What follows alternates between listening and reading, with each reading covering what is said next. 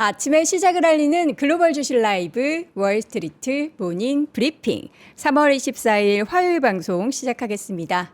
여러분 안녕하세요. 네, 안녕한 뉴욕 증시를 마치고 6시 월모브를 시작을 했습니다. 저는 여도은입니다. 자, 저의 목소리만 듣고도 여러분들이 시장이 올랐나 떨어졌나를 다 예측을 하실 수 있죠. 예, 올랐습니다. 올랐는데 무슨 이게 빈대떡 뒤집듯 어제 다르고 오늘 다르고 지금 미국 쪽 그러니까 트럼프의 입에서 나오는 말은 이제 협상을 잘 진행하고 있고 뭐 숫자로 이야기하면서 한 15개 정도의 그 안에 대해서도 서로 뭐 협상을 했고 이제 첫 번째로는 무조건 이제 핵에 대한 부분을 이제 하지 않는 것에 대한 이야기까지 전하고 있긴 하지만 그 협상의 대상자가 누구인지도 명확하게 알 수가 없고 이란 쪽에서는 무슨 소리냐? 우리는 그런 거 하고 있지도 않다. 이런 얘기를 하고 있습니다. 원래대로라면 48시간의 기한이 오늘 오전 우리나라 시각으로 오전 8시 44분이다라고 어저께 정확하게 박현두 교수님과 함께 시간까지 말씀을 드렸는데 어젯밤에 트럼프 대통령은 그 시한을 5일 더 연장을 했습니다. 근데 또 거기에서 보도된 내용들을 보면요. 어제 또 새벽에 그 뉴욕타임즈의 보도였나? 그 5일이 되는 시점에 미국의 그 해군 병력이 도착을 한다고 해요. 어디에? 이란 쪽에. 그래서 이거 좀 시간 벌기 아닌가라는 그런 여러 가지 의구심들이 많이 펼쳐지고 있습니다. 그런데 어쨌든 시장은 그러한 트럼프 대통령의 협상 관련해서 이란과 미국과 이란 간에 무언가 조금 협상의 물꼬가 트여지고 있나에 대한 기대감에 주가는 올랐고요. 유가는 $80대로 떨어졌습니다. 어제 WTI 기준으로 다시 막 $100 돌파하고 막 이런 모습들이 장중에 펼쳐지면서 국내 시장 참 많이 어려웠고 달러 환율도 1,500원을 훌쩍 넘어섰잖아요. 근데 과연 오늘 또 아침에는 어떠한 양상이 펼쳐지게 될지가 참으로 궁금한 시장입니다. 어제는 전반적인 종목들이 올랐는데요. 그런데 마이크론 테크놀로지와 샌디스크 등의 종목들은 또 하락을 했습니다. 이제 우리나라 SK하이닉스의 미국 상장 소식이 좀 투자 심리에 영향을 미친 건지 아니면 또 무슨 일이 있어서 이렇게 하락을 하게 된 건지 밤사이 내용들 우리 월간 뉴스레터 통해서 글로벌 시황맨 박명성님과 함께 확인해 보도록 하겠고요. 우리 편집표 좀 올려주세요. 그리고 이어지는 글로벌 인터뷰에서는 오늘도 서강대학교 유로메나 연구소 박현도 교수님 모시고 이게 진상을 한번 밝혀보도록 하겠습니다. 정말 대화를 하고 있는 건지 아니면 이제 미국 쪽에서 이야기하는 것처럼 협상이 내부적으로 진행이 되고는 있는데 이란 쪽에서는 살짝 무언가 자존심 세우기를 하고 있는 건지 이란 또 소식통에 대해서 자세하게 들어보도록 하겠습니다. 자, 오늘도 월간 뉴스레터 열어보도록 하죠. 글로벌 시황맨 박명성님 함께합니다. 어서 오십시오. 네, 안녕하세요. 자, 하루하루 정말 오늘 다르고 어제 다르고 또 오늘 밤에 트럼프 대통령이나 또 이런 쪽에서 무슨 얘기가 있을지 지금 또 이스라엘 같은 경우에는 네. 미국과 이란 간에 이렇게 뭔가 얘기를 하고 있다, 협상하고 있다라고 하니까 약간 뭔가 좀 뭐라 그러죠? 삼자 구도에서 네. 한쪽만 이탈된 느낌? 이스라엘만. 네, 이스라엘은 뭐 얘기가 네. 없잖아요. 이스라엘은 계속 공격을 하고 있어요. 이란 쪽으로. 네. 뭐 하는 거예요, 이게? 그래야 이 협상에 도움이 될 것으로 나는 믿는다라고 얘기를 하면서 나는 계속 때릴 거야 하고 있으니 전쟁은 지속되고 있는 거죠. 이게 끝날 때까지 끝난 게 아닌 게 그렇습니다. 야구뿐만이 아니고 전쟁도 네. 마찬가지인 것 같습니다. 네. 그래서 어제도 다들 지금 비슷한 생각을 하고 계신 것 같아요. 앵커님 생각도 다르고 제 생각도 다를 거고 네. 저기 채팅창에 올라가는 제가 채팅들을 쭉 보니까 다 다르더라고요. 지금 너무 많은 생각을 하게 되고 맞아요. 어제 살 걸 뭐 네. 나는 다시는 안 판다 뭐 네. 이런 얘기들 다양하게 올리시더라고요. 뭐 이게 심리전이겠지부터 시작해서 어. 지상군이 가고 있는 시간을 버는 거다라는 얘기도 있고 네. 지상전을 한다는 것 자체가 애초에 거짓이었다라는 의견도 있고 정말 많은 입장들이 이렇게 오고 가는데 트럼프의 의중을 저희가 명확하게는 알 수 없으니 그냥 나온 팩트만 놓고 얘기를 하자면 트럼프는 5일간의 유예를 했고요. 네. 그 5일 동안 그리고 최근 주말 동안 뭐 전화 통화를 하면서 얘기가 잘 됐대요. 누구랑 통화한 거예요? 그게 이제 거론되는 인물이 있는데 음. 그 이란의 국회의장이라고 하더라고요. 국회의장은 어디 강경파 쪽이에요? 뭐 그냥 정부 쪽이에요? 그것까지는 제가 명확하게 파악을 못했는데 아무튼 그 사람은 부인을 했습니다. 아, 우리 얘기한 적 없다? 네. 아, 잠깐만. 얘기했다 그러면은 혹시라도 이제 뭐- 이란 내부에서 이제 뭐 좀 안 좋은 어. 손가락질 받을 수도 있겠죠. 예.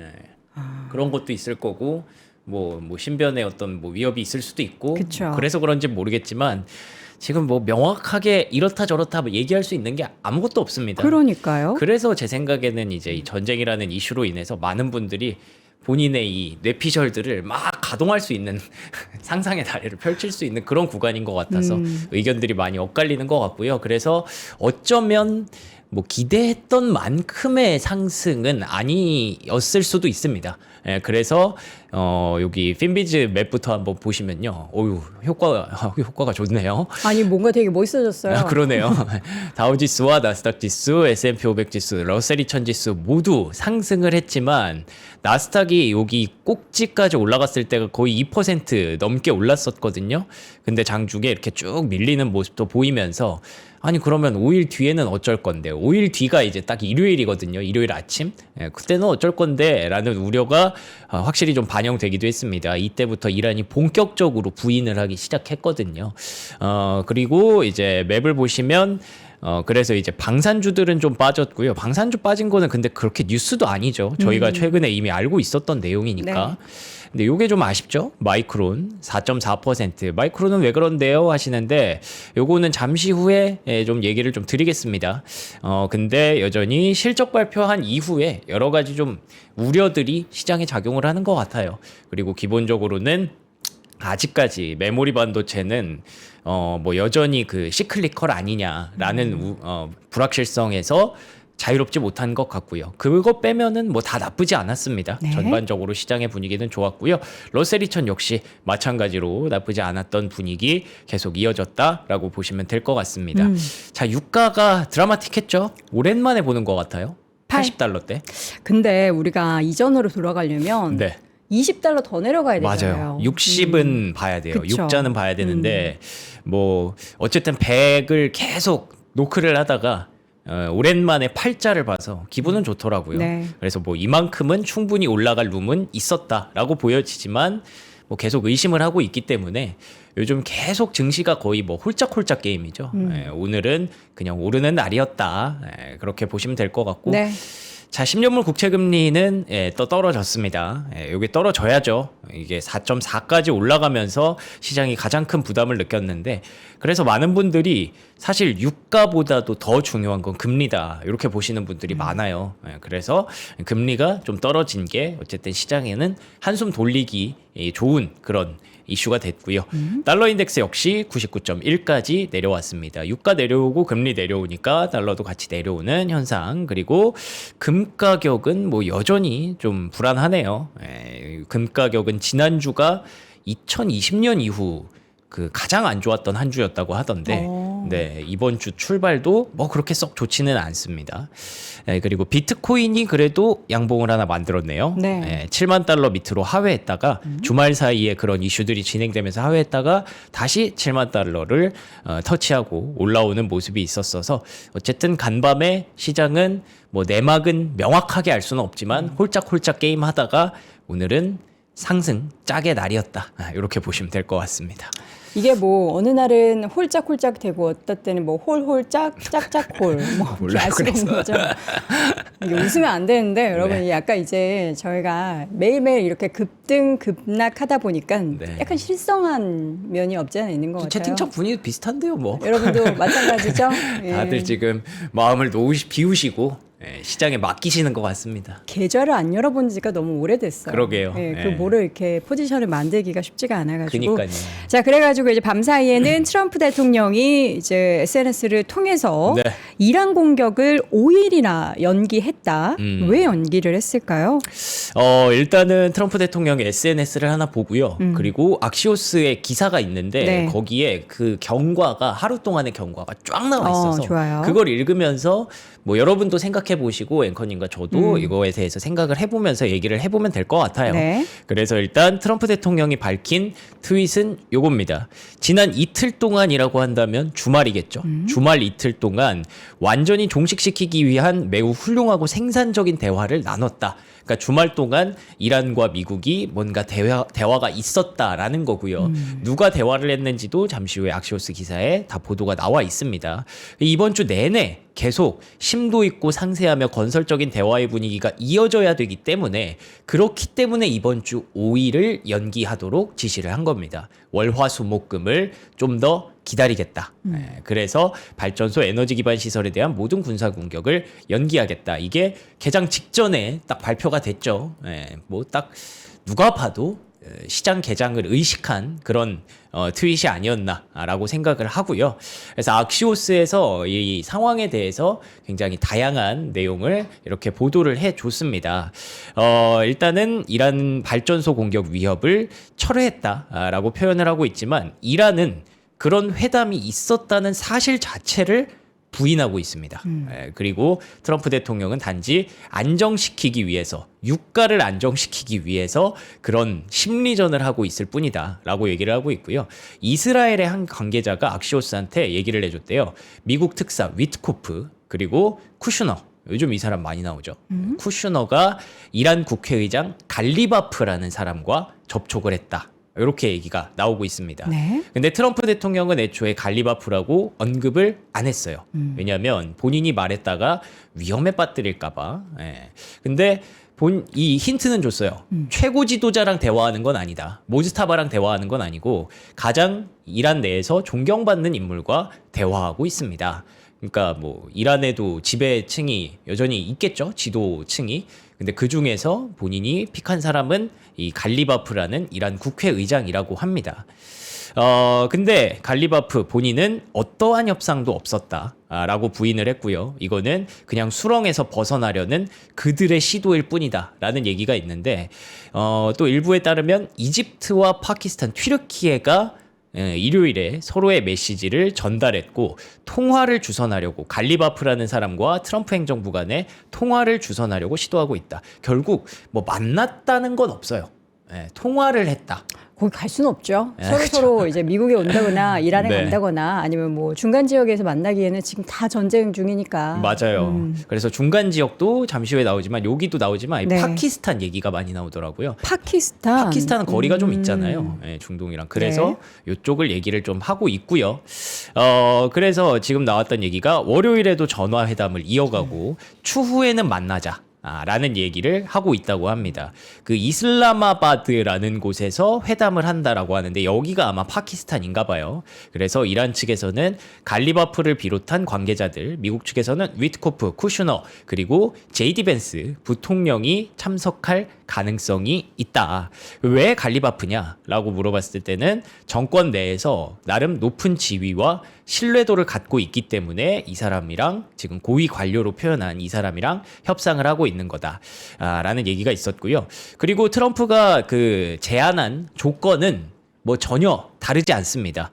핵무기 개발이나 우라늄 농축을 하지 않고 기존 비축량을 넘겨주기로 약속했다. 그리고 미사일 문제에 대해 신중한 태도를 취하기로 합의했다. 그리고 호르무즈 해협 재개방에도 이란이 동의했다. 과연 이란이 정말 이렇게까지 전향적으로 호르무즈 해협 재개방까지 동의를 했을까요? 이거에 대해서 많은 사람들이 100% 신뢰는 보내기 어려운 그런 상황으로 보고 있습니다. 그래서 어쨌든 트럼프 대통령은 이걸 지켜준다면 네. 분쟁은 종식될 것이다. 그리고 이 내용에 대해서 또 이스라엘 쪽에 다 얘기를 했다. 아마도 이스라엘은 우리가 제시한 내용에 매우 만족할 것입니다라고 얘기하는데 이것도 좀 웃기죠. 물론 이스라엘이 같은 동맹으로 전쟁을 시작했기 때문에 말해주고 만족할 것이다 얘기하는 게 뭐 맞는 그런 과정이기는 한데 뭔가 이스라엘한테 허락받는 느낌이잖아요. 그래서 이런 뉘앙스도 좀 있었다라고 하고요. 그리고 외무장관에서 계속 이란의 외무부 쪽에서 계속 오피셜한 그런 보도들이 계속 이어졌어요. 근데 뭐 지금 회담은 전혀 없었다라고 얘기를 했고, 그리고 외무장관이 우리의 카운터 파트가 아니다. 이렇게 얘기를 하면서 트럼프 대통령은 이란 지도부 내부에 여전히 의사소통 오류가 있어서 그런 상황이다라고 얘기를 하고 있습니다. 본인은 트럼프 대통령은 지금 대화를 하고 있는 그 갈리바프라는 사람이 이란 정권을 대표한다라고 생각하니까 뭐 여러분이 어떻게 생각하든 상관없어요. 저희는 이란의 대표단과 협상을 하고 있는 게 팩트입니다. 라고 이렇게 얘기를 하고 있죠. 네. 그래서 추가적으로 보도된 내용, 악시오스에 없었던 내용들을 제가 좀 보강을 해왔는데요. 합의는 5일 이내 혹은 더 빨리 마무리될 것이다. 트럼프의 말이죠. 그렇습니다. 폭스 비즈니스. 트럼프와 폭스가 연결돼 있다는 건 뭐 트럼프의 의중을 거의 굉장히 대변해주는, 긍정적으로 대변했다. 뭐 이렇게 보시면 될 것 같고요. 네. 다만 아직까지 이 합의를 보장할 수는 없다. 이렇게 또 얘기를 합니다. 한다는 거예요? 안 한다는 거예요? 그렇죠. 그리고 일단 본인이 얘기하기로는 내가 전화한 거 아닌데 그 이란이 먼저 전화했는데 라고까지 얘기를 하니 야 이걸 도대체 정말 어디까지 믿어야 하나. 자존심 싸움을 하는 걸까요? 그런 것 같기도 하죠. 그렇기도 하고 조속히 만나기를 희망한다라고 얘기한 거 보면 일단 아직 만난 거는 아닌 것 같습니다. 그리고 이스라엘은 우리가 얻게 될 것에 매우 만족할 것이다. 앞서 말씀드렸던 그 내용이고요. 그러면 최근에 이제 전쟁부에서 예산을 늘렸지 않습니까? 그럼 그거는 어떻게 되는 거냐? 아니 근데 그거는 그냥 일단 받아 놓으면 좋을 것 같은데? 라고 하니까 아 뭐야 이거 진짜 시간 벌기 하고 진짜 세게 지상전 들어가려는 건가? 이란에 대해서도 가능한 한 많은 석유를 시스템에 확보하고 싶다. 이렇게 얘기를 하니까 헷갈리는 거죠. 고도의 심리전인 것 같아요. 그러게요. 네, 그런 생각들을 많이 하시는 것 같고요. 그래서 아까 말씀드린 대로 이제 중재자는 뭐 튀르키예도 있었고 뭐 여러 가지 나라들이 있었지만 파키스탄 이렇게 물밑 작업을 하고 있다라는 내용입니다. 그래서 뭐 결론적으로는 출구로 가는 길은 확실해 보이네. 저도 그렇게 생각을 합니다. 출구로 가기 위해서 이렇게 수많은 보도들이 나온 것도 맞고 그렇기 때문에 이게 그 출구가 협상으로 인해서 아름답게 끝나는 그런 출구인지 아니면 그 협상이 또 5일 안에 결렬이 돼서 또 어떻게 뭐 지상전으로 가게 될지는 모르겠지만 어쨌든 클라이막스에서 지나가고 있다 정도는 많은 투자자들이 공감을 했던 것 같고요. 그렇다고 해서 이게 그 둘 중에 하나 뭐 협상으로 끝나면은 이대로 그냥 쭉 증시가 가는 거지만 그렇지만 그 끝에 만약에 또 진짜 지상전이 있다면 그거는 장담할 수 없는 거기 때문에 그래서 뭐 유가도 80달러대를 봤지만 급하게 더 내려오진 못했고 증시도 계속 고민을 했다. 이렇게 보시면 될 것 같습니다. 자, 그래서 이란의 반응을 한번 보죠. 우리는 뭐 아까 계속 말씀드렸던 내용 반복이에요. 직간접적인 접촉은 전혀 없었다. 시간을 벌기 위한 그런 심리전일 뿐이다. 심리전이 계속되는 한 호르무즈 해협은 전쟁 이전 상태로 돌아가지 않을 것이다. 요것도 근데 행간을 읽어보면 호르무즈 해협은 전쟁 이전 상태로 돌아가지 않을 것이다라고 했지만 심리전이 계속되는 한이라고 하잖아요.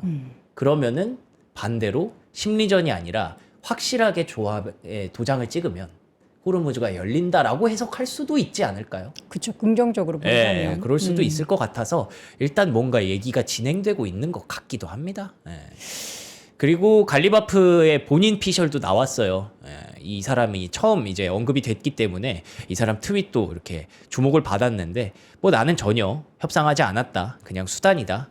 우리 모든 이란 관리들은 전혀 최고 지도자와 국민을 굳건히 지지할 것이다. 뭐 일단 본인은 이렇게 말해야겠죠. 그래서 이렇게 말을 했던 것 같고요. 그리고 이란은 여전히 발전소까지 피해를 받는다면 우리 호르무즈 완전 폐쇄 생각도 하고 있다라는 반응들이 나오고 있는 가운데 이스라엘은 그래서 계속 지금 테헤란 중심부 공습을 지속하고 있습니다. 그래서 네타냐후 총리는 이 전쟁 성과가 우리가 좀 더 이란을 괴롭혀야 트럼프 대통령이 협상에 좋게 활용을 할 수 있을 것이다라고 또 트럼프를 계속 이렇게 달래고 있는 그런 모습이 보여지고요. 이스라엘 피셜로 보면 미국이 종전일을 4월 9일로 정했다고 합니다. 저건 이스라엘이 원래 처음에 얘기했었던 전쟁이 여기까지 간다라고 얘기했던 데드라인이었죠. 그런가 봐요. 그래서 4월 9일. 성 교수님이 그거를 이제 통신원처럼 말씀해 그렇군요. 주셨거든요. 4월 9일로 정했기 때문에 네. 그래서 이때까지는 뭐 계속 뭐 약간 비슷할지 모르겠지만 전쟁사가 한 시장은 항상 그렇잖아요. 왜 우리 고지전이라는 영화도 봤지만 그 뭔가 그 한 뼘 한 뼘 싸움, 언덕 하나 싸움을 하기 위해서 그러니까 조금이나마 이득을 취하고 전쟁을 끝내기 위해서 오히려 이렇게 딱 정해놓으면 그 사이에 더 격화가 된다고 하더라고요. 그래서 그런 부분들도 계속 이스라엘은 노리고 있는 것 같다라고 보여지고요. 네. 그래서 어쨌든 합의가 이루어질 것이냐에 대한 칼시의 그 폴 결과를 보면 2027년도 안에 이루어질 것이다는 50%, 8월 전에는 38%, 6월 전에는 34%니까 결국에는 되기는 될 것 같은데 아직 명확하게 언제 될지 그리고 정말 빠르게 6월 안에 진행이 될지에 대해서는 약간은 회의적인 시선도 좀 남아있다라고 정리를 할 수가 있겠습니다. 네. 네. 여기서 이제 유가에 대한 다양한 전망들과 분석들이 나오는데 네. CNBC의 보도에서는 유가의 골든 타임이 2주다. 이게 뭐 협상 얘기일까요? 아니면 지금 뭐 남아 있는 뭐 그 원유 때문일까요? 그 다 연결돼 있다고 보시면 되고요. 그래서 이 협상이 완료되고 진짜로 그 이란까지 동의를 해서 호르무즈가 개방되는 게 2주 안에는 이루어지지 않으면 그러면 진짜 큰일이 날 수 있다라고 얘기를 하는 거더라고요. 그래서 CNBC에서 CFO 협의회에서 이게 좀 의견을 취합을 했나 봐요. 그러면서 유가가 지금 고유가가 고착화될 위기에 빠져 있다라는 걸 우리가 모두가 직감을 하고 있잖아요. 네. 그렇게 그렇게 돼서 이제 금리가 올라가고 그다음에 금리 인상까지 해야 되는 거 아니야라는 우려가 있는 건데 지금 시장에서는 그래서 2주 정도까지는 아직까진 괜찮다라고 얘기를 하더라고요. 근데 그 2주가 마침 또 그 4월 9일 정도 됩니다. 그렇기 때문에 딱 그 3월 말 4월 초 애초에 그리고 미국에서 얘기했던 5, 6주 그게 아직까지는 그걸 맞추려고 하는구나 정도로 이해하시면 될 것 같고요. 그래서 만약에 그 5, 6주 안에 3월 말 다음 주와 다다음 주 안에 되게 끝나게 된다면 그러면은 우리가 걱정하는 고유가의 고착화와 그리고 금리 인상까지는 시나리오가 진행되지 않을 수 있다라고 긍정적으로 해석할 수도 있겠죠. 근데 어제 이제 굴수비 총재가 한마디를 했는데 지금은 결국에는 인플레이션이 더 큰 리스크다. 왜 연준은 계속 고민을 하잖아요.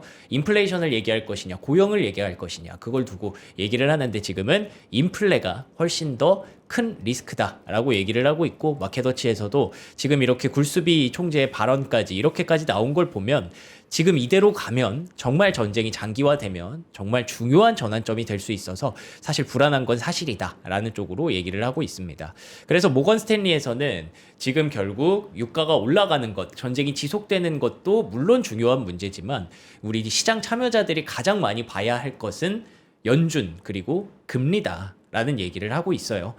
그래서 지금 어쨌든 여전히 작년 4월에 시작된 강세장이 지속되고 있다라고 보는 가운데 이 정도의 조정은 언제든 강세장에서 나올 수 있기 때문에 10% 정도밖에 빠지지 않았잖아요. 그래서 아직 나는 강세장이 지속되고 있다라고 보고 있고 향후 수익 성장률 그러니까 EPS 성장률이 가속화되고 있기 때문에 이 상황은 강세장에서의 조정이다라는 근거를 같이 달았습니다. 네. 근데 여기서 그 명목상의 조정으로 마무리가 되려면 중앙은행의 매파적 기조는 사라져야 한다는 거예요. 단서들이 많네요. 네, 그래서 결국 이 얘기를 하는 이유가 모든 강세장의 끝 마지막에는 사실 이런 전쟁으로 인한 우려, 뭐 스태그플레이션으로 인한 우려 여러 가지가 있었지만 항상 그 장기 강세장의 끝은 금리 인상이었다고 하더라고요. 그래서 그 금리 인상이 지금 전쟁으로 인해서 언젠간 나오겠지만 전쟁으로 인해서 조금 빨리 꺼내질 수도 있게 됐잖아요. 그래서 그게 빨리 나오게 되면 이거는 진짜 강세장의 끝인데 모건 스탠리에서 얘기하는 건 그게 아직까지는 여유가 좀 있기 때문에 이 정도로 전쟁이 마무리되면 금리 인상이 지금 당장 나올 것 같지는 않기 때문에 여전히 본인들은 강세장의 조정이라고 판단한다라는 거죠. 다만 어쨌든 시장은 아직까지는 금리 인상 가능성을 배제하지는 않고 있어요. 물론 굉장히 낮은 비율입니다. 8%, 10% 정도밖에 안 되지만 이런 것들을 우리가 의식하지 않을 수는 없고요. 결국에는 이게 연결돼서 유가가 떨어지면 이 모든 걱정들이 해소되는 거기 때문에 그걸 명확하게 알고 있는 트럼프 대통령이 월요일 시장 직전에 유가를 떨어뜨리기 위해서 그런 트윗을 썼다라고 이렇게 후로 추론을 할 수가 있는 상황이라고 보시면 되겠습니다. 네. 이 사이에 또 트럼프 대통령은 다른 발언을 SNS를 통해서 밤사이에 네. 그러니까 우리 그쪽은 낮이겠지만 네. 너무나 많은 활동을 지금 하고 있네요. 뭐 주말부터 계속 네. 제가 이제 SNS에 트럼프가 무슨 글을 쓰는가 이런 거를 매일매일 하나씩 캡처를 해서 쳐다보고 있는데 네. 일단은 전쟁과 관련한 이야기는 크게 한 방씩 하거든요. 크게 한 방씩 하고 그리고 최근에 가장 많은 트윗의 비중을 차지하는 건 뭔지 아세요? 뭐예요? 다 선거 얘기예요. 그렇죠. 지금 선거가 네. 중요하니까. 트럼프 대통령이 만약에 트윗을 10개를 올리죠. 그러면 그중에 전쟁은 센 거 한 방 얘기를 합니다. 그리고 하나가 이제 그 다른 얘기 막 그 민주당 안 좋게 얘기하는 거. 예, 뭐 민주당 때문에 이렇게 셧다운이 또 일어나려고 하고 민주당이 계속 거부하고 있고 이런 거고 나머지 8개가 선거 중에 공화당 그 의원들 출마하는 의원들이나 이 사람들 지지하는 거 그대로 복붙해서 계속 올리거든요.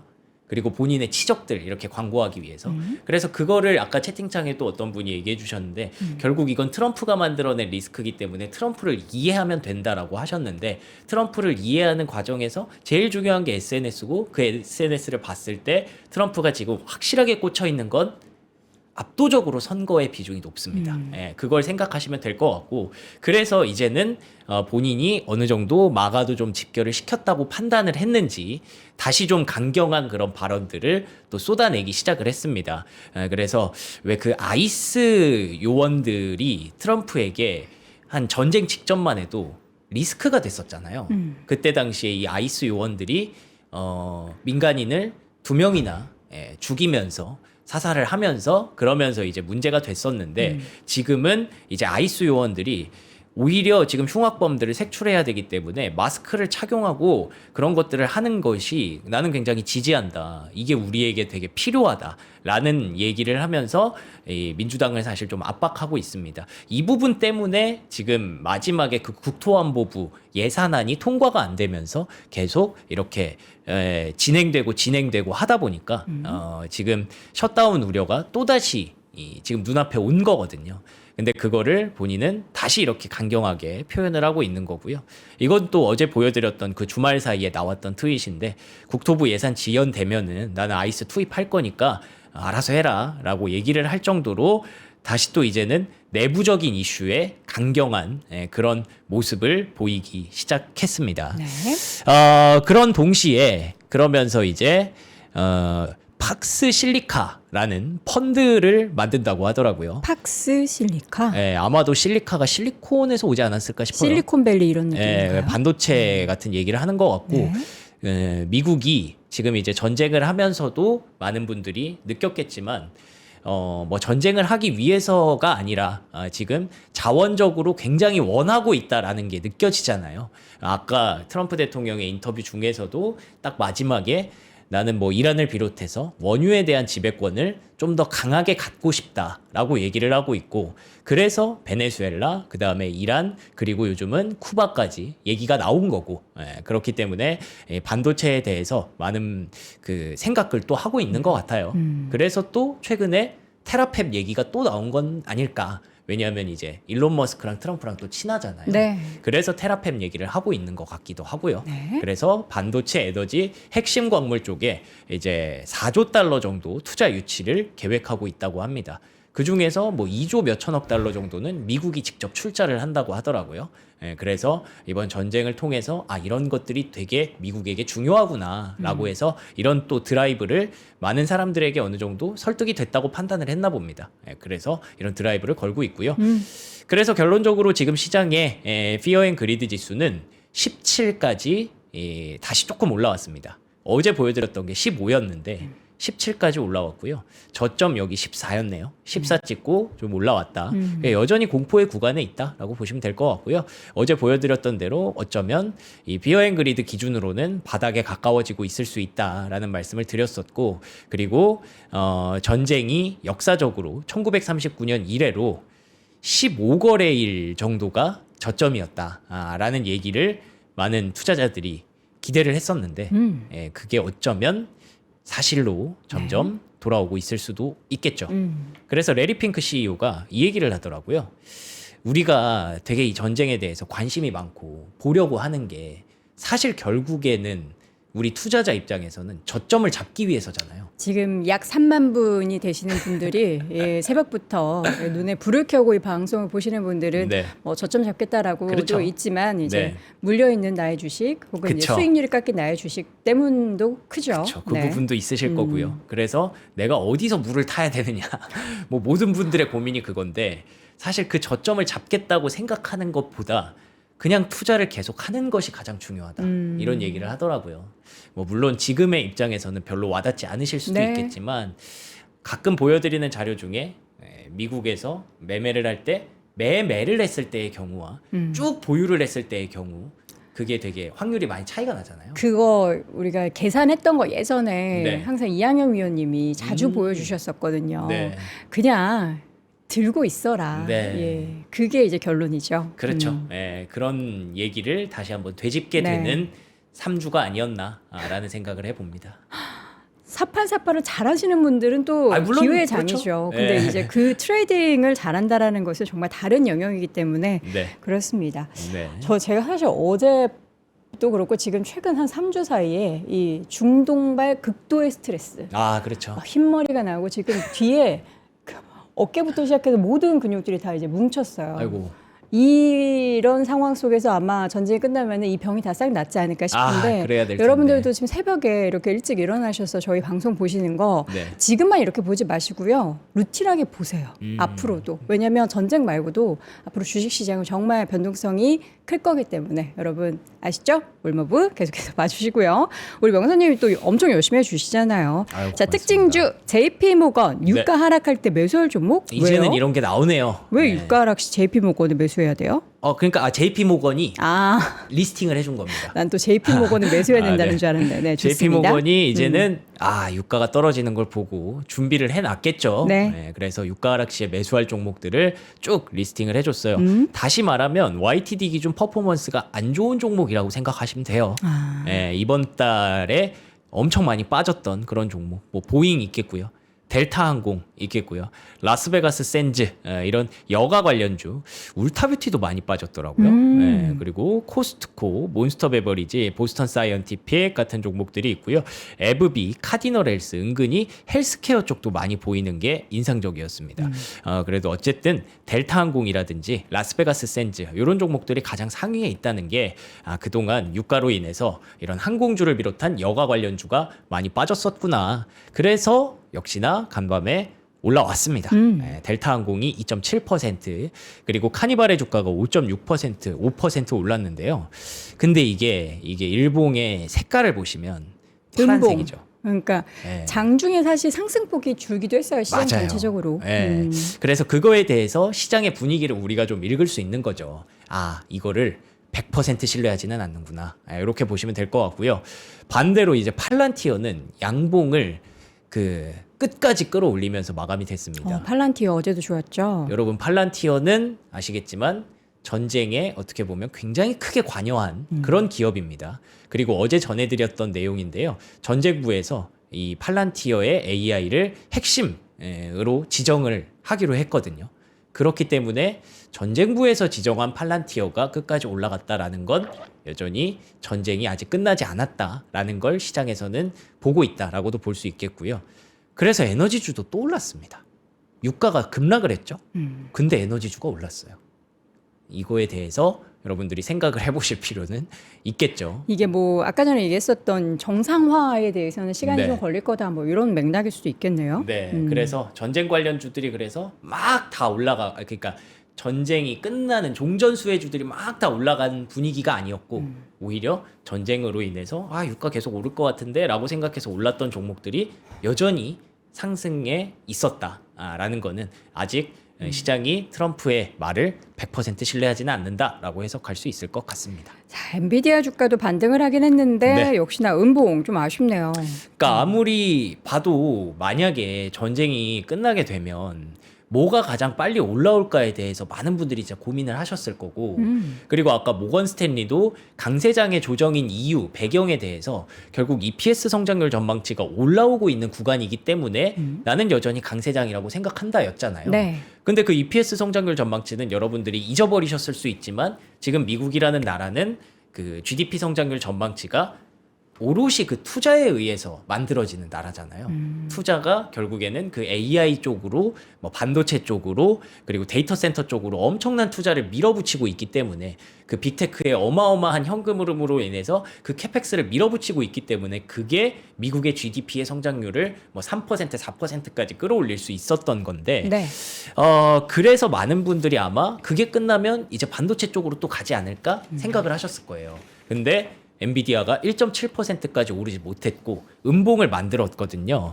근데 그에 대해서 굳이 뭐 악재성 재료를 하나 찾자면 이번에 공개했던 그 파인만이라는 루빈 이후에 공개가 된다는 그 파인만이라는 플랫폼에 대해서 재설계를 해야 될 수도 있다라는 우려가 나왔습니다.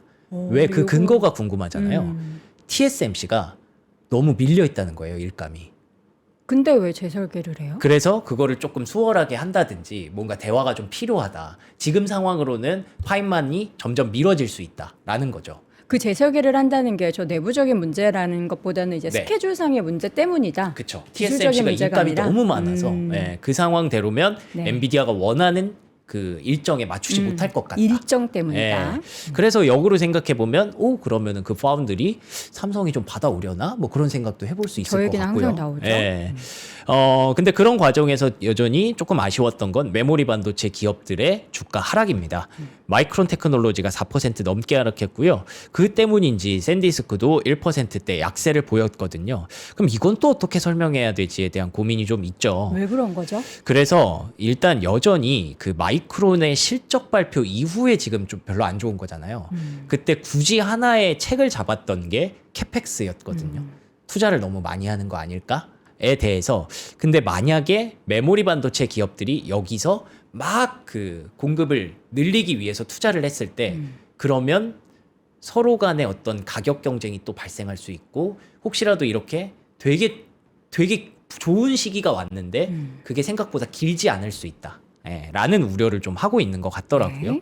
예, 그래서 뭐 지금은 지금 이익률이 뭐 80%막 이런 얘기가 나오고 있지만 그게 고점일 수 있다. 그게 뭐 물론 저도 받아들이긴 어렵습니다. 80% 정도면 칭찬해주고 박수 쳐줘야 되는 거 아닌가 싶은데 여전히 시장에서는 그 메모리 반도체에 대한 신뢰도가 여전히 좀 높지 않은 것 같아요. 여기서 말씀드리는 그 신뢰도는 항상 그건 시클리컬이었기 때문에 흐름을 탔었기 때문에 지금도 AI로 인해서 병목이 발생해서 가격이 올라간 건 사실이지만 그게 언제 꺾이면 어쩔 거야에 대한 우려를 좀 갖고 있는 것 같고요. 네. 그래서 지금 삼성전자가 HBM 시장의 경쟁에 뛰어들었다라는 게 마이크론의 주가를 가지 못하게 하는 첫 번째 이유라고 얘기를 하고 있고요. 그리고 메모리 부족 현상, 메모리 반도체 부족 현상이 순환적 시클리컬한 요인일 가능성도 우리가 좀 걱정이 된다라고 해서 계속 여기에 그 개입이 되는 게 삼성전자 얘기예요. 그렇기 때문에 메모리 반도체 주가 약세라고 하기보다는 마이크론의 주가가 조금 꺾였다라는 게 과연 삼성전자와 하이닉스에겐 어떻게 영향을 미칠까? 그게 좀 귀추가 주목이 되고요.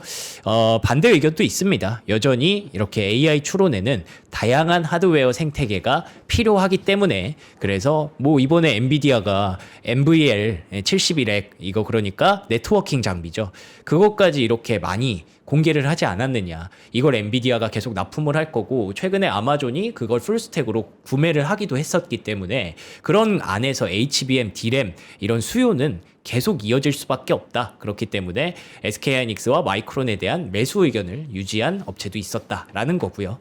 근데 어쨌든 이 그 메모리 반도체 기업들의 주가가 단기간에 많이 올라왔던 건 사실이기 때문에 지금 고점 부근에서 뭔가 조금 고민을 하고 있다 정도로 이해하시면 될 것 같습니다. 네. 다만 어쨌든 이 NVL 71렉 같은 거는 결국에는 그 네트워킹 장비고 네트워킹에서 광통신과 관련된 이야기는 끊임없이 나오고 있잖아요. 그래서 간밤에도 루멘텀의 주가 3%, 시에나 요즘 주가 괜찮더라고요. 네. 6% 상승하는 모습도 있었어서 굳이 그 AI 하드웨어 쪽에서 꼽자면 간밤에는 이 광통신 수혜주가 가장 좀 두각을 나타냈다라고 볼 수가 있겠네요. 네.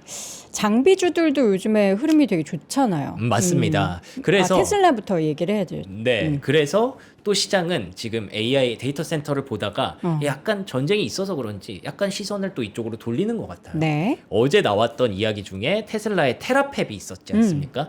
그 테라팹에서 1테라와트 정도의 칩을 우리가 만들어야 된다라는 얘기를 하면서 테슬라가 그럼 돈을 얼마를 써야 돼? 라는 걱정도 있었지만 어쨌든 그렇게 되면 테슬라가 이제 칩 기업이 될 수 있다라는 생각도 하는 것 같아요. 네. 그래서 어쩌면 이게 연결돼서 뭐 엔비디아와 마이크론에게 좀 악재가 됐으려나 이런 생각도 좀 들 수 있고요.